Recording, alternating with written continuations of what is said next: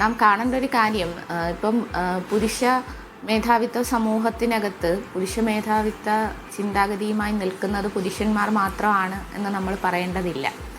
അതല്ല സത്യവും. കാരണം വളരെ കൃത്യമായി പുരുഷ മേധാവിത്വ ഐഡിയോളജിയെ ബഹുമാനിക്കുകയും അതാണ് വസ്തുതയെന്ന് വിശ്വസിക്കുകയും ചെയ്യുന്ന സ്ത്രീകൾ കൂടി അടങ്ങിയ സമൂഹത്തിലാണ് നമ്മൾ ജീവിക്കുന്നത്. അത് സ്ത്രീകളുടെ, അങ്ങനെ വിശ്വസിക്കുന്ന സ്ത്രീകളുടെ, അങ്ങനെ ചിന്തിക്കുന്ന സ്ത്രീകളുടെ കുറ്റമല്ല. ഒരു സോഷ്യൽ കണ്ടീഷനിങ്ങിൻ്റെ ഭാഗമായിട്ടാണല്ലോ നമ്മുടെ സമൂഹത്തിൽ കുടുംബങ്ങൾക്കകത്ത് പോലും കുട്ടികളെ വളർത്തിക്കൊണ്ട് വരുന്നത്. അവരെ അങ്ങനെ ഒരു സോഷ്യൽ കണ്ടീഷനിങ് ചെയ്യുകയാണ്. സ്ത്രീ ആയാൽ ഇങ്ങനെ ആയിരിക്കണം, പുരുഷനായാൽ ഇങ്ങനെ ആയിരിക്കണം, പെൺകുട്ടിയും ആൺകുട്ടിയും തമ്മിലുള്ള വ്യത്യാസങ്ങൾ, പെൺകുട്ടികൾ പ്രത്യേകമായി ചെയ്യേണ്ട തൊഴിൽ, അല്ലെങ്കിൽ പെൺകുട്ടികൾ യാത്ര ചെയ്യേണ്ട സമയം, അതിനെക്കുറിച്ചൊക്കെ ഉള്ള മുൻധാരണകൾ നൽകി അത് പഠിപ്പിച്ച് അതാണ് ശരിയെന്ന് ബോധ്യപ്പെടുത്തി ആ ഒരു കണ്ടീഷനിങ്ങിൻ്റെ ഭാഗമായിട്ട് കുട്ടി വളർന്നു വരികയാണ്.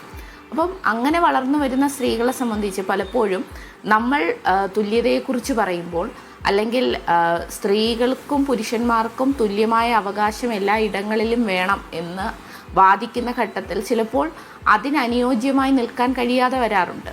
അതിനെ പൊളിച്ചെഴുതാൻ, ആ ബോധ്യത്തിൽ നിന്നും അവരെ മാറ്റാൻ കൂടിയുള്ള പ്രവർത്തനമാണ് രാഷ്ട്രീയ പ്രവർത്തനത്തിന്റെയും പൊതുപ്രവർത്തനത്തിന്റെയും ഭാഗമായി. തീർച്ചയായിട്ടും നമ്മൾ ഈ തെരഞ്ഞെടുപ്പ് രാഷ്ട്രീയത്തിലൊക്കെ വരുമ്പോൾ വനിതാ പ്രാതിനിധ്യം വളരെ കുറഞ്ഞു തന്നെ കാണുന്നുണ്ട്. പ്രത്യേകിച്ച് ഒരു ഡിസിഷൻ മേക്കിംഗ് ലെവലിലേക്കൊക്കെ പൊളിറ്റിക്കൽ പാർട്ടികളിൽ തന്നെ വനിതകൾക്ക് എത്തിപ്പെടാൻ കഴിയാത്തൊരു സാഹചര്യമുണ്ട്. ഏതെങ്കിലും നിലയ്ക്ക് എത്തുകയാണെങ്കിൽ അതിനെ തടയാനുള്ള പലതരത്തിലുള്ള ശ്രമങ്ങളും കാണുന്നുണ്ട്. അപ്പോൾ വനിതകളെ സംബന്ധിച്ചിടത്തോളം ഉയർന്നു വരിക എന്നുള്ളത് ഈ കാലഘട്ടത്തിലും വലിയ വെല്ലുവിളി തന്നെയാണ്.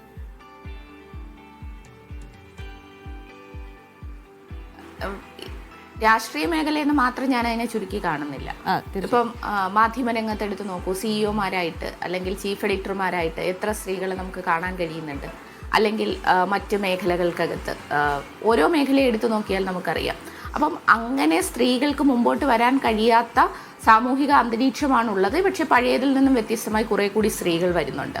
അപ്പം അതിനകത്തെല്ലാം ഇവിടെ വീണ സൂചിപ്പിച്ചതുപോലെ വളരെ കൃത്യമായ ഇടപെടൽ നേതൃത്വം നടത്തിയാൽ തീർച്ചയായും സ്ത്രീകൾക്ക് മുമ്പോട്ട് വരാൻ കഴിയും. ഇപ്പം വ്യക്തിപരമായി ഞാൻ പ്രവർത്തിക്കുന്ന രാഷ്ട്രീയ പാർട്ടിയെ സംബന്ധിച്ച് CPIM വളരെ വ്യക്തമായ കാഴ്ചപ്പാടോടുകൂടി സ്ത്രീകളെ എല്ലാ മേഖലകളിലും ഉയർത്തിക്കൊണ്ട് വരണമെന്ന് ആഗ്രഹിക്കുകയും ഞങ്ങളുടെ സംഘടനാ കമ്മിറ്റികൾക്കകത്ത് പ്രത്യേകമായി സ്ത്രീകളില്ലാത്ത ഒരു കമ്മിറ്റി പോലും പാടില്ല എന്ന കാഴ്ചപ്പാടോടുകൂടിയാണ് പോകുന്നത്. അത് തിരഞ്ഞെടുക്കപ്പെടുന്ന എല്ലാ കമ്മിറ്റികളും, ലോക്കൽ കമ്മിറ്റി മുതൽ പാർട്ടി കേന്ദ്ര കമ്മിറ്റി വരെ സ്ത്രീ പ്രാതിനിധ്യം ഉറപ്പാക്കിക്കൊണ്ട് പോവുകയാണ്.